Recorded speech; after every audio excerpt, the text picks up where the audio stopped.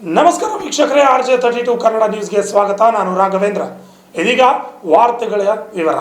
ದ್ವೇಷ ಭಾಷಣ ತಡೆ ಕಾಯ್ದೆ ಜಾರಿಯಾಗಿರುವ ಹಿನ್ನೆಲೆಯಲ್ಲಿ ಶಿವಸೇನೆ ಪಕ್ಷದಿಂದ ಪ್ರತಿಭಟನೆಯನ್ನು ಕಲಬುರಗಿಯಲ್ಲಿ ಮಾಡಲಾಗಿದೆ. ರಾಜ್ಯ ಕಾಂಗ್ರೆಸ್ ಸರ್ಕಾರದ ವಿರುದ್ಧ ಶಿವಸೇನೆ ಮುಖಂಡರು ಕಲಬುರಗಿಯಲ್ಲಿ ಆಕ್ರೋಶವನ್ನು ವ್ಯಕ್ತಪಡಿಸಿದ್ದಾರೆ. ಕಲಬುರಗಿಯಲ್ಲಿ ನಡೆದ ಪ್ರತಿಭಟನೆಯಲ್ಲಿ ಅನೇಕ ಶಿವಸೇನೆ ಪಕ್ಷದ ಮುಖಂಡರು ಭಾಗವಹಿಸಿ ಆಕ್ರೋಶವನ್ನು ವ್ಯಕ್ತಪಡಿಸಿದರು.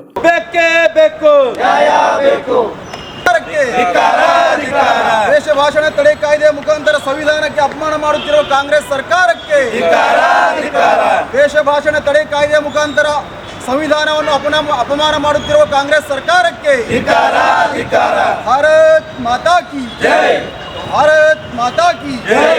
ಹಿಂದೂ ವಿರೋಧಿ ಕಾಂಗ್ರೆಸ್ ಸರ್ಕಾರಕ್ಕೆ, ಹಿಂದೂ ವಿರೋಧಿ ಕಾಂಗ್ರೆಸ್ ಸರ್ಕಾರಕ್ಕೆ ಭಾರತ್ ಮಾತಾ ಕಿ ಜೈ. ಮುಸ್ಲಿಂ ಓಲೈಕೆ ಮಾಡುತ್ತಿರುವ ಕಾಂಗ್ರೆಸ್ ಸರ್ಕಾರಕ್ಕೆ, ಮುಸ್ಲಿಂ ಓಲೈಕೆ ಮಾಡುತ್ತಿರುವ ಕಾಂಗ್ರೆಸ್ ಸರ್ಕಾರಕ್ಕೆ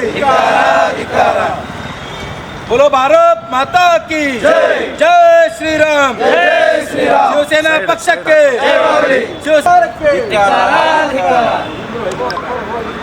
ಸನಾತನ ಹಿಂದೂ ಧರ್ಮಕ್ಕೆ, ಸನಾತನ ಹಿಂದೂ ಧರ್ಮಕ್ಕೆ, ಶಿವಸೇನಾ ಪಕ್ಷಕ್ಕೆ, ಶಿವಸೇನಾ ಪಕ್ಷಕ್ಕೆ ಜೈ ಶ್ರೀರಾಮ್, ಜೈ ಶ್ರೀರಾಮ್, ಜೈ ಶ್ರೀರಾಮ್, ಜೈ ಶ್ರೀರಾಮ್.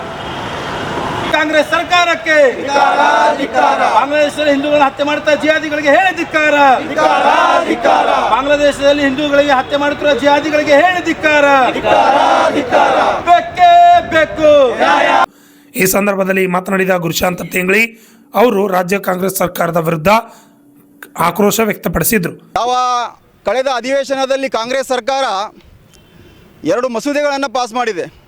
ಒಂದು ಯಾವ ದೇಶ ಭಾಷಣ ತಡೆ ಕಾಯ್ದೆ ಮುಖಾಂತರ ಇಲ್ಲಿರುವಂತಹ ಹಿಂದೂ ಕಾರ್ಯಕರ್ತರನ್ನು ಧ್ವನಿ ಅಡಗಿಸುವಂಥ ಒಂದು ಕಾನೂನು, ಮತ್ತು ಇನ್ನೊಂದು ಗೋ ಹತ್ಯೆ ನಿಷೇಧದಲ್ಲಿದ್ದಂಥ ಕೆಲವು ಕಾನೂನುಗಳನ್ನು ಸಡಿಲ ಮಾಡಿದಂಥ ಇವೆರಡೂ ಕಾನೂನುಗಳನ್ನು ವಿರೋಧಿಸಿ ಈಗಾಗಲೇ ಶಿವಸೇನಾ ಪಕ್ಷ ಕಲಬುರಗಿಯಲ್ಲಿ ಮತ್ತು ರಾಜ್ಯಾದ್ಯಂತ ಸಹಿ ಸಂಗ್ರಹ ಮುಖಾಂತರ ರಾಜ್ಯಪಾಲರಿಗೆ ಮನವಿ ಕೊಟ್ಟಿದ್ದೀವಿ.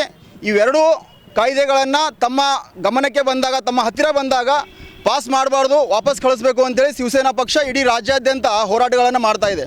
ಇವತ್ತು ಅದೇ ಒಂದು ವಿಷಯ ಇಟ್ಕೊಂಡು ಈಗಾಗಲೇ ತರಾತುರಿಯಲ್ಲಿ ವಿಧಾನಸೌಧ ಯಾವ ಬೆಳಗಾವಿ ಅಧಿವೇಶನದಲ್ಲಿ ಕಾಂಗ್ರೆಸ್ ಸರ್ಕಾರ ಇವೆರಡೂ ಬಿಲ್ಗಳನ್ನು ಪಾಸ್ ಮಾಡಿಕೊಂಡಿದೆ. ಚರ್ಚೆಗೆ ಅವಕಾಶ ಕೊಟ್ಟಿಲ್ಲ, ತರಾತುರಿಯಲ್ಲಿ ಪಾಸ್ ಮಾಡಿಕೊಂಡಿದೆ. ಆ ಮುಖಾಂತರ ನಾವು ರಾಜ್ಯಪಾಲರಿಗೆ, ಜಿಲ್ಲಾಧಿಕಾರಿಗಳ ಮುಖಾಂತರ ಮನವಿ ಮಾಡ್ತಾ ಇದ್ದೀವಿ.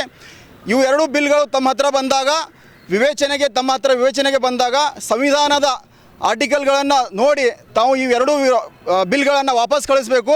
ಆ ಮುಖಾಂತರ ಹಿಂದೂ ಕಾರ್ಯಕರ್ತರ ಧ್ವನಿ ಅಡಗಿಸುವಂಥ ಈ ಕಾಂಗ್ರೆಸ್ ಸರ್ಕಾರದ ಬಿಲ್ಗಳನ್ನು ವಾಪಸ್ ಮಾಡಬೇಕು ಅಂಥೇಳಿ ನಾವು ಜಿಲ್ಲಾಧಿಕಾರಿಗಳ ಮುಖಾಂತರ ರಾಜ್ಯಪಾಲರಿಗೆ ಮನವಿ ಕೊಡ್ತಾ ಇದ್ದೀವಿ.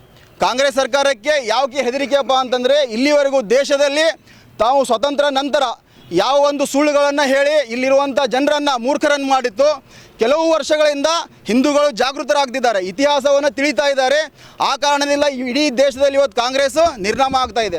ಕರ್ನಾಟಕದಲ್ಲಿ ಸಿದ್ದರಾಮಯ್ಯ ಸರ್ಕಾರಕ್ಕೆ ಹೆದರಿಕೆ ಇದೆ. ಬರುವಂಥ ಎಲೆಕ್ಷನ್ನಲ್ಲಿ ಈ ಒಂದು ವಿಷಯ ಹಿಂದೂ ಕಾರ್ಯಕರ್ತರು ಜನರ ಮುಂದೆ ಇಟ್ಟಾಗ ನಮಗೆ ಓಟ್ ಬೀಳೋಲ್ಲ ಅನ್ನೋದು ಒಂದು ಹೆದರಿಕೆ ಇದೆ. ಆ ಕಾರಣದಿಂದ ಹಿಂದೂ ಕಾರ್ಯಕರ್ತರ ಒಂದು ಧ್ವನಿ ಅಡಗಿಸುವಂಥ ಒಂದು ಕೇಸ್ಗಳನ್ನು ಹಾಕೋ ಸಲುವಾಗಿ ಕಾಂಗ್ರೆಸ್ ಸರ್ಕಾರ ಇವೆರಡೂ ಬಿಲ್ಗಳನ್ನು ಪಾಸ್ ಮಾಡಿದೆ. ಆ ಒಂದು ವಿಷಯ ಇಟ್ಕೊಂಡು ಇವತ್ತಿನ ದಿವಸ ನಾವು ಶಿವಸೇನಾ ಪಕ್ಷದ ವತಿಯಿಂದ ಜಿಲ್ಲಾಧಿಕಾರಿಗಳ ಮುಖಾಂತರ ರಾಜ್ಯಪಾಲರಿಗೆ ಮನವಿ ಕೊಡ್ತಾ ಇದ್ದೀವಿ. ಇವೆರಡೂ ಬಿಲ್ಗಳನ್ನು ಪಾಸ್ ಮಾಡಬಾರ್ದು, ವಾಪಸ್ ಕಳಿಸ್ಬೇಕು ಅಂತ.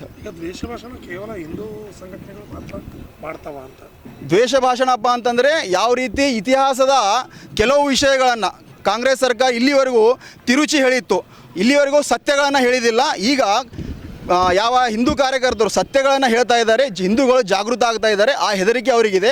ಆ ಸಲುವಾಗಿ ಇವೆರಡು ಕಾನೂನು ಮುಖಾಂತರ ಅವರು ಹಿಂದೂ ಕಾರ್ಯಕರ್ತರ, ವಿಶೇಷವಾಗಿ ಹಿಂದೂ ಕಾರ್ಯಕರ್ತರ ಧ್ವನಿಯನ್ನು ಅಡಗಿಸುವಂಥ ಒಂದು ಕೆಲಸ ಮಾಡ್ತಾ ಇದೆ.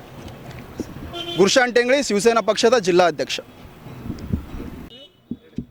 ಇವತ್ತಿನ ದಿನ ಶಿವಸೇನಾ ಪಕ್ಷ ಕಲಬುರಗಿ ವತಿಯಿಂದ ಜಿಲ್ಲಾಧಿಕಾರಿಗಳ ಮುಖಾಂತರ ರಾಜ್ಯಪಾಲರಿಗೆ ಮನವಿ ಸಲ್ಲಿಸ್ತಾ ಇದ್ದೀವಿ. ಇಡೀ ರಾಜ್ಯಾದ್ಯಂತ ಮನವಿ ಸಲ್ಲಿಸುವುದೇನೆಂದರೆ, ಮೊನ್ನೆ ಚಳಿಗಾಲದ ಅಧಿವೇಶನದಲ್ಲಿ ನಡೆದಂಥ ದ್ವೇಷ ಭಾಷಣ ಮಸೂದೆ ಹಾಗೂ ಗೋಹತ್ಯೆ ಕೇಸ್ಗಳಲ್ಲಿ ಸಡಿಲಪಡಿಸಿದ ರಾಜ್ಯ ಸರ್ಕಾರದ ವಿರುದ್ಧ ಶಿವಸೇನಾ ಪಕ್ಷ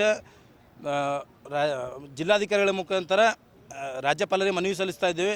ಯಾಕಂದ್ರೆ ದ್ವೇಷ ಭಾಷಣ ಬರೀ ಹಿಂದೂ ಕಾರ್ಯಕರ್ತರ ಧ್ವನಿ ಅಡಿಸುವ ವಿಚಾರದಿಂದ ಮುಂದಿಟ್ಟುಕೊಂಡು ಜಾರಿಗೆ ತರ್ತಾ ಇದೆ. ಇದನ್ನು ಶಿವಸೇನಾ ಪಕ್ಷ ಉಗ್ರವಾಗಿ ಖಂಡಿಸುತ್ತದೆ. ಅದೇ ರೀತಿ ಏನು ಈ ದ್ವೇಷ ಭಾಷಣ ಬರೀ ಹಿಂದೂ ಕಾರ್ಯಕರ್ತರು ಅಷ್ಟೇ ಮಾಡಲ್ಲ, ಮುಂದಿನ ದಿನಗಳಲ್ಲಿ ಈ ಸರ್ಕಾರ ಎಷ್ಟು ದಿನ ಇರುತ್ತೋ ಅವರಿಗೆ ಗೊತ್ತಿಲ್ಲ. ಮುಂದೆ ಬಂದಾಗ ಇದು ನಿಮಗೂ ಕೂಡ ಅನ್ವಯ ಆಗುತ್ತದೆ ಅಂತ ಒಂದು ಹೇಳೋಕ್ಕೆ ಇಷ್ಟಪಡ್ತೀನಿ. ಅದೇ ರೀತಿ ಬಾಂಗ್ಲಾದೇಶದಲ್ಲಿ ಏನು ಹಿಂದೂ ಕಾರ್ಯಕರ್ತರನ್ನು ಜೀವಂತವಾಗಿ ಸುಟ್ಟ ವಿಡಿಯೋ ಮುಖಾಂತರ ಸಾಮಾಜಿಕ ಜಾಲತಾಣದಲ್ಲಿ ನೋಡ್ತಾ ಇದ್ದೀವಿ. ಅದನ್ನು ಉಗ್ರವಾಗಿ ಶಿವಸೇನಾ ಪಕ್ಷ ಖಂಡಿಸುತ್ತದೆ. ಯಾವ ಬಾಂಗ್ಲಾದೇಶದ ವಲಸಿಗರು ಕರ್ನಾಟಕದ ರಾಜ್ಯಾದ್ಯಂತ ಇದ್ದಾರೆ, ಅವರನ್ನು ನುಸುಳುಕೋರರನ್ನು ಒದ್ದು ಓಡಿಸಬೇಕು ಬಾಂಗ್ಲಾದೇಶಕ್ಕಂತ ಈ ಮೂಲಕ ನಾವು ರಾಜ್ಯ ಸರ್ಕಾರಕ್ಕೆ ಮನವಿ ಮಾಡ್ತಾ ಇದ್ದೀವಿ. ರಾಕೇಶ್ ಜಮಾದಾರ್, ಶಿವಸೇನಾ ಯುವ ಮೋರ್ಚಾ ಜಿಲ್ಲಾಧ್ಯಕ್ಷ. ಇದೇ ಸಂದರ್ಭದಲ್ಲಿ ಶಿವಸೇನೆ ಮುಖಂಡರಾದ ರಾಕೇಶ್ ಜಮಾದಾರ್ ಸೇರಿದಂತೆ ಅನೇಕರು ಹಾಜರಿದ್ದರು. Bureau report RJ32 Kannada news, Kalaburagi.